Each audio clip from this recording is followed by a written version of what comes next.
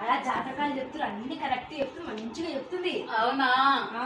మా కాడ పైసలు లేవు కదా, ఎట్లా చెప్పిస్తుంది? పైసలు తీసుకోవట్లేదు, రేషన్ కార్డు తీసుకుంటే చాలు. అవునా?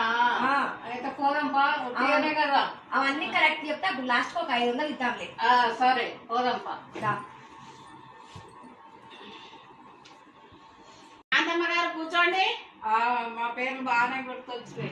సీతమ్మ కూర్చో అమ్మా. మరి అదేనమ్మా దేవుడు మహత్యం అంటే అంతే, మనసులో చూడగానే గుర్తుపడతా అన్ని. ఒకసారి చెయ్యమ్మా. రేషన్ కార్డు ఇయ్యమ్మా ఫస్ట్. ఇడబెట్టినావు కదా, ఉన్నది.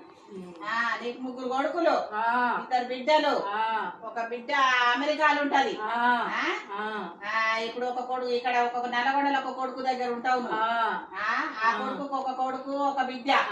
నీకు మోకాల నొప్పులు, ఆపరేషన్ అది సక్సెస్ కాలేదమ్మా. దేవుని దయ లేక సక్సెస్ కాలేదు. నీ కంటి చూపు తక్కువైంది, అద్దాలు పెట్టుకుంటున్నావా? అంతేనా? ఇవన్నీ నిజమా కాదా? నిజమే.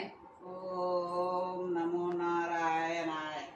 పటమ్మ ఈ పండు, ఆ పండు తీసుకొని రోజు ఒక ముక్క నెల రోజులు తినాలి.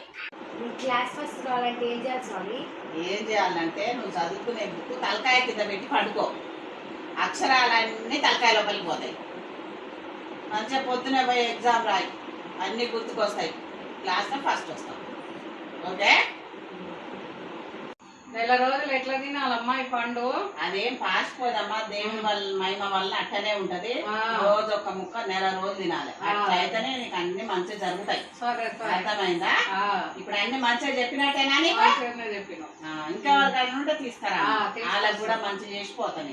సరే సరే.